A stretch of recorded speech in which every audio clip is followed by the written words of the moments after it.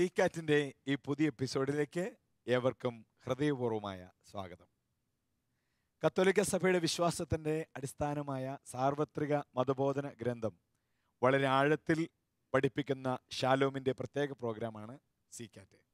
ഇന്നത്തെ ഈ എപ്പിസോഡിൽ നമ്മൾ ചർച്ചയുടെ വിഷയങ്ങളെ കൂടുതൽ പഠിപ്പിക്കുന്നതിനും നമ്മുടെ സംശയങ്ങൾക്ക് ഉത്തരം നൽകുന്നതിനുമായി നമ്മോടൊപ്പമായിരിക്കുന്നത് ഷാലോം പ്രേക്ഷകർക്ക് ഏറ്റവും സുപരിചിതനും തലശ്ശേരി അതിരൂപതയുടെ സഹായമെത്രാനും CBCI ദൈവശാസ്ത്ര കമ്മീഷൻ അംഗവുമായ അഭിമന്യ ജോസഫ് പാമ്പ്ലാൻ പിതാവാണ്. പിതാവിന് വളരെ സ്നേഹപൂർവ്വം ഇന്നത്തെ ഈ പ്രോഗ്രാമിലേക്ക് സ്വാഗതം ചെയ്യുന്നു. ഇന്നത്തെ ഈ എപ്പിസോഡിൽ നമ്മുടെ വിഷയങ്ങളെക്കുറിച്ച് കൂടുതൽ മനസ്സിലാക്കുന്നതിനും സംശയങ്ങൾ ചോദിക്കുന്നതിനുമായി എത്തിച്ചേർന്നിരിക്കുന്നത് തലശ്ശേരി അതിരൂപതയിലെ പൈസക്കരി ദേവമാത ഫൊറോന ദേവാലയത്തിലെ സൺഡേ സ്കൂൾ അധ്യാപകരാണ്. നിങ്ങൾ ഓരോരുത്തരെയും വളരെ സ്നേഹപൂർവ്വം ഈ പ്രോഗ്രാമിലേക്ക് സ്വാഗതം ചെയ്യുന്നു.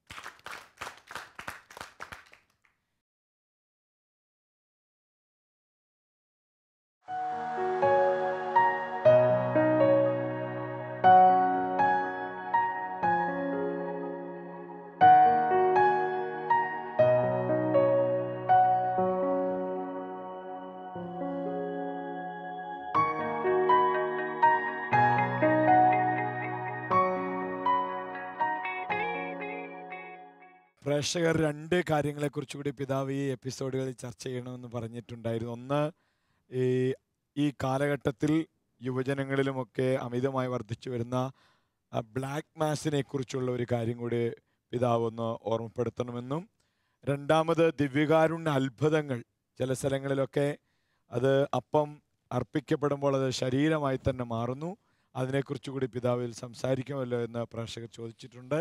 പിതാവ് തീർച്ചയായും അതിനെക്കുറിച്ച് കൂടി സംസാരിക്കും. യെസ്, ഇത് രണ്ടും ഇതുമായി ബന്ധപ്പെട്ട കാര്യമായതുകൊണ്ട് നമുക്കതും കൂടി ചർച്ച ചെയ്യാം. ഒന്നാമത്തെ വിഷയം എന്താണ്? പരിശുദ്ധ കുർബാനയ്ക്ക് പകരം ബ്ലാക്ക് മാസ് ഉപയോഗിക്കുന്നു. പരിശുദ്ധ കുർബാനയെ ഉപയോഗിച്ചുകൊണ്ടാണ് ഈ ബ്ലാക്ക് മാസ് എന്നുള്ളതാണ് ഏറ്റവും ദുഃഖകരമായ സത്യം.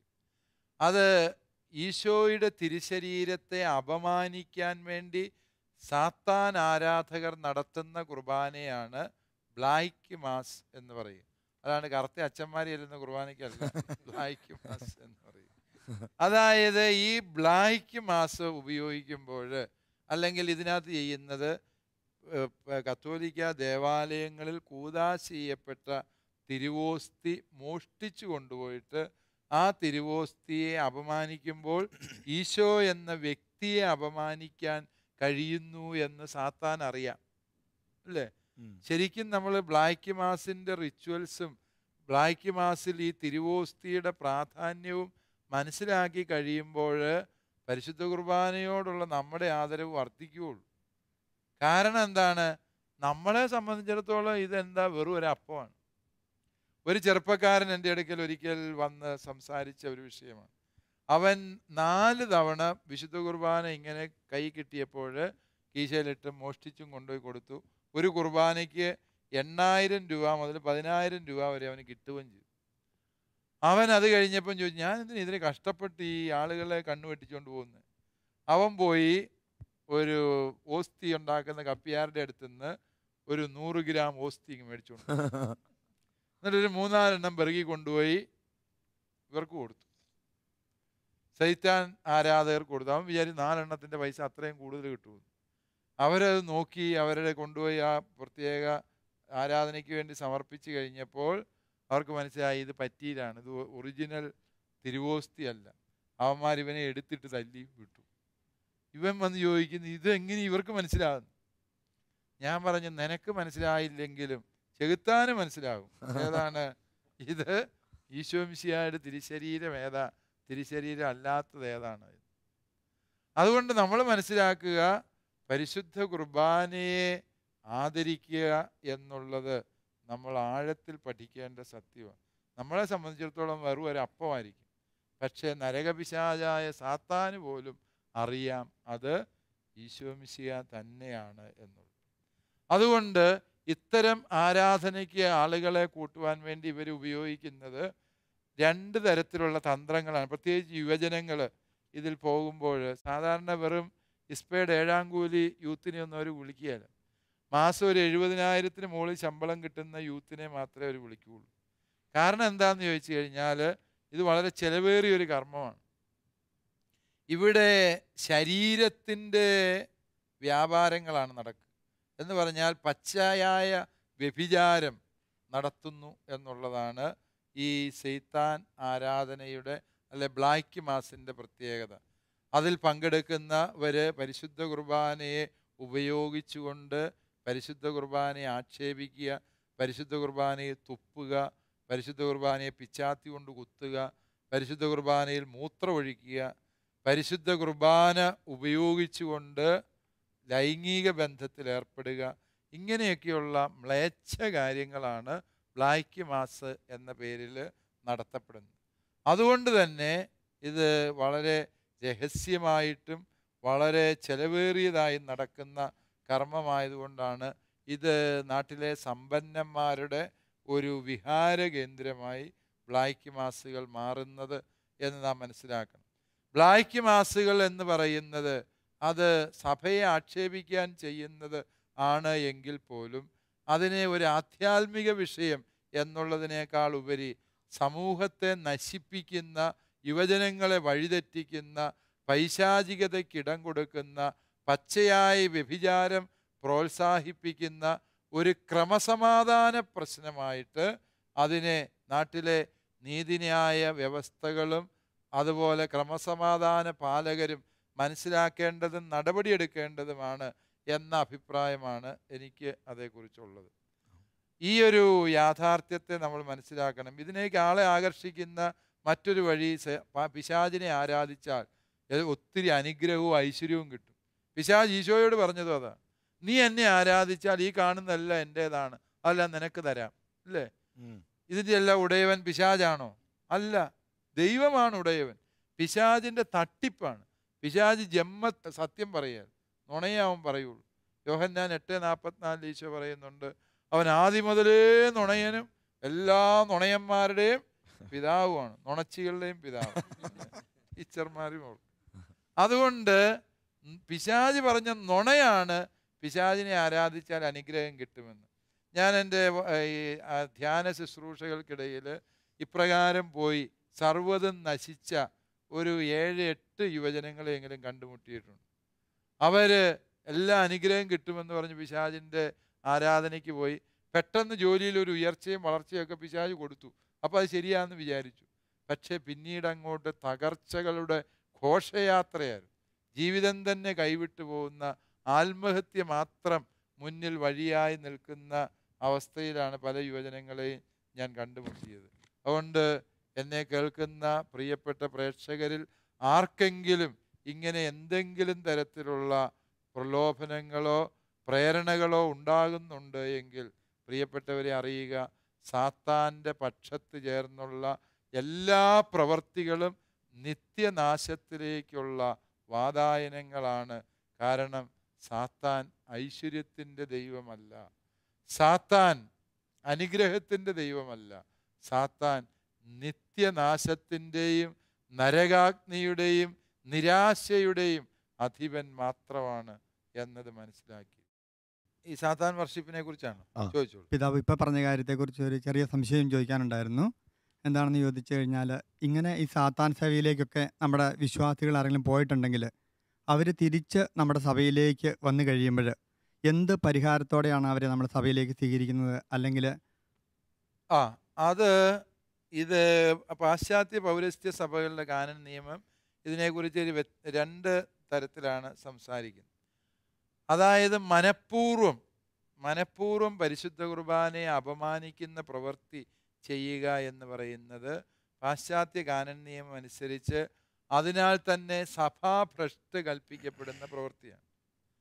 ആ വ്യക്തികൾക്ക് തിരികെ വരണം എന്നുണ്ട് എങ്കിൽ പരിശുദ്ധ റോമാ മാർപ്പാപ്പായുടെ അനുവാദത്തോടെ പാപമോചനം കിട്ടിയെങ്കിൽ സഭയിലേക്ക് തിരിച്ചു വരത്തുള്ളൂ. മാർപ്പാപ്പായുടെ അടുക്കൽ പോയി അവർ കുമ്പസാരിക്കണമെന്നല്ല പറഞ്ഞത്, അവർ സാധാ ഒരു അച്ഛൻ്റെ അടുക്കൽ പോയി കുമ്പസാരിച്ചാൽ മതി. അതേസമയം അത്തരത്തിലുള്ള ഒരു പാപം കേട്ട് കഴിഞ്ഞാൽ വൈദികൻ എന്ത് ചെയ്യണം? വൈദികൻ ആ വ്യക്തിയോട് പറയണം, ഈ പാപം മോചിക്കാനുള്ള അധികാരം എനിക്കില്ല, അത് പരിശുദ്ധ മാർപ്പാപ്പായ്ക്ക് റിസർവ് ചെയ്തിരിക്കുന്ന പാപമാണ്. അതുകൊണ്ട് വൈദികൻ ഇങ്ങനെ ഒരു പാപം, ആളുടെ പേരൊന്നും വെളിപ്പെടുത്തണ്ട, കുമ്പസാര രഹസ്യം അപ്പോഴും വൈദികൻ സൂക്ഷിക്കും. സ്വന്തം മെത്രാൻ്റെ അടുക്കൽ ചെന്ന് പറയുന്നു, ഇങ്ങനെയൊരു പാപം മോചിക്കാൻ എനിക്ക് അധികാരം തരണം, ഒരാൾ എൻ്റെ അടുക്കൽ കുമ്പസാരിച്ചിട്ടുണ്ട്. അത് ആരുടെ പേരാണെന്നൊന്നും ഒരു മെത്രാനും ചോദിക്കുകയില്ല. അദ്ദേഹം ഇതിൻ്റെ അപേക്ഷയിൽ മെത്രാനിച്ചന് അംഗീകാരം കൊടുത്ത് റോമിലേക്ക് അയക്കും. റോമിലെ പ്രത്യേക കാര്യാലയമുണ്ട്, സേക്രഡ് പെനിറ്റൻഷ്യറി എന്ന് പറയുന്ന ഈ കുമ്പസാരം എന്ന കൂദാശയെ സംബന്ധിക്കുന്ന തീരുമാനമെടുക്കുന്ന കാര്യാലയത്തിൽ നിന്ന് അനുവാദം ഈ മെത്രാൻ്റെ പേരിൽ വരും. മെത്രാനിച്ചൻ ഈ അച്ഛനെ വിളിച്ച് പറയും, ആ പാപം മോചിക്കാൻ അച്ഛന് പരിശുദ്ധ പിതാവ് അനുവാദം തന്നിരിക്കുന്നു. അപ്പോൾ അച്ഛൻ ഈ പാപിയെ വീണ്ടും വിളിച്ച് അദ്ദേഹത്തിന് പാപമോചനം കൊടുക്കും. ഇതാണ് പാശ്ചാത്യ കാനൻ നിയമം ഈ ഒരു വിഷയത്തിൽ വ്യക്തികൾക്ക് തിരിച്ചു വരാൻ വേണ്ടി നിശ്ചയിച്ചിരിക്കുന്ന ക്രമം. ദിവ്യകാരുണ്യ അത്ഭുതങ്ങളെക്കുറിച്ച് പറയുമ്പോൾ നാം ആദ്യം മനസ്സിലാക്കേണ്ടത്, തിരുസഭ ദിവ്യകാരുണ്യ അത്ഭുതങ്ങൾക്ക് അമിത പ്രാധാന്യമൊന്നും നൽകുന്നില്ല. കാരണം ഏതെങ്കിലും ഒരു അച്ഛൻ പരിശുദ്ധ കുർബാന അർപ്പിക്കുമ്പോൾ അത് ഒരു മാംസകഷ്ണമായെന്നോ ആ തിരുവോസ്തിയിൽ ഈശോയുടെ രൂപം തെളിഞ്ഞു വന്നു എന്നതുകൊണ്ട് ആ വിശുദ്ധ കുർബാനയ്ക്ക് എന്തെങ്കിലും അമിത പ്രാധാന്യമുണ്ട് എന്ന് തിരുസഭ ഒരിക്കലും പഠിപ്പിക്കുന്നില്ല.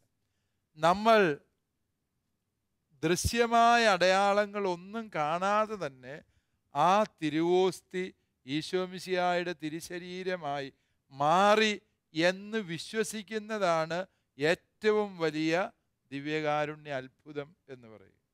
ആ അത്ഭുതത്തിൽ വിശ്വസിക്കുമ്പോഴാണ് നമുക്ക് അത് അനുഗ്രഹ കാരണമാകുന്നത്. എന്നാൽ ചിലപ്പോൾ പരിശുദ്ധ കുർബാനയിലുള്ള നമ്മുടെ വിശ്വാസത്തെ ആഴപ്പെടുത്താനും ബലപ്പെടുത്താനും നമുക്ക് ദൃശ്യമായ അടയാളങ്ങൾ എന്ന രീതിയിൽ ദൈവം ഇത്തരത്തിലുള്ള ചില സന്ദർഭങ്ങൾ, സാഹചര്യങ്ങൾ ഒരുക്കി തരുന്നു എന്നുള്ളത് സത്യമാണ്. അത്തരം സന്ദർഭങ്ങളെ കൂലങ്കഷമായി പഠിച്ച് വസ്തുതാപരമായി വിലയിരുത്തി സഭാ നേതൃത്വം അതിൻ്റെ ആധികാരികത അംഗീകരിക്കുന്നത് വരെയും ആ പരിശുദ്ധ കുർബാന രൂപതാധ്യക്ഷൻ്റെ മേൽനോട്ടത്തിൽ രഹസ്യമായി സൂക്ഷിക്കേണ്ടതാണ് എന്നും അത് ഒരു അത്ഭുതമായി അംഗീകരിക്കപ്പെട്ട് കഴിഞ്ഞാൽ അപ്രകാരം അടയാളം കാണിക്കപ്പെട്ട തിരുവോസ്തിയായിട്ടല്ല, ഒരു തിരുശേഷിപ്പായിട്ട് ആ പള്ളികളിൽ പൊതു ദർശനത്തിന് വയ്ക്കും എന്നുമാണ് അതേക്കുറിച്ചുള്ള സഭയുടെ നിലപാട്. താങ്ക് യു പിതാവേ. നമ്മുടെ സീകാറ്റിൻ്റെ ഈ എപ്പിസോഡിൻ്റെ സമയം ഏറെക്കുറെ അവസാനിച്ചിരിക്കുകയാണ്. എങ്ങനെയുണ്ടായിരുന്നു ഇന്നത്തെ നമ്മുടെ ചർച്ചകളൊക്കെ? നമ്മുടെ വിശ്വാസ പരിശീലനത്തിൽ മാത്രമല്ല നമ്മുടെ സ്വന്തം ജീവിതത്തിൽ അനുഭവമാകുന്ന രീതിയിലാണ് ഇന്നത്തെ നമ്മുടെ സംശയങ്ങൾക്ക് പിതാവ് ഉത്തരം നൽകിയത്, അല്ലേ? തീർച്ചയായും ലോകം മുഴുവനിലുള്ള ഷാലോമിൻ്റെ എല്ലാ പ്രേക്ഷകർ തീർച്ചയായും അവരുടെ പ്രിയപ്പെട്ടവർക്കും ഈ വിഷയത്തെ പരിചയപ്പെടുത്തും എന്ന് നമുക്ക് വിശ്വസിക്കാം. അവർക്ക് വേണ്ടി കൂടിയാണ് നമ്മൾ ഇന്നത്തെ ചോദ്യം ചോദിച്ചത്. സീകാറ്റിൻ്റെ ഈ എപ്പിസോഡിൽ നമ്മുടെ എല്ലാ സംശയങ്ങൾക്കും മനോഹരമായും ഹൃദയസ്പർശിയായും തൻ്റെ സ്വന്തം അനുഭവത്തിൽ നിന്നുള്ള അനുഭവങ്ങളും ചേർത്തുകൊണ്ട് ഇന്നത്തെ നമ്മുടെ സംശയങ്ങൾക്ക് ഉത്തരം നൽകി.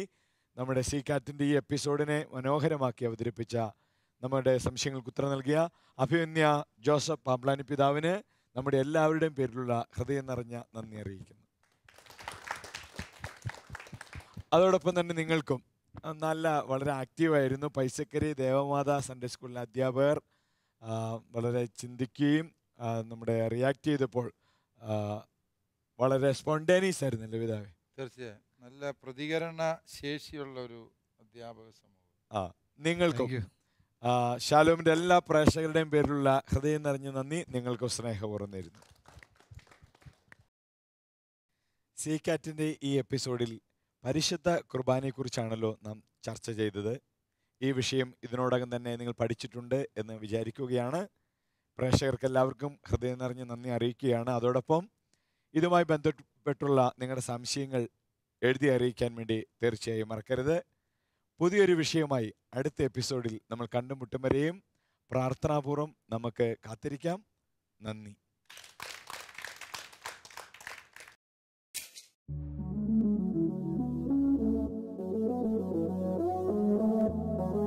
CCAT പ്രോഗ്രാമിന്റെ മുൻ എപ്പിസോഡുകൾ കാണുവാൻ ലോഗോൺ ചെയ്യൂ www.shalomtv.tv/ccat.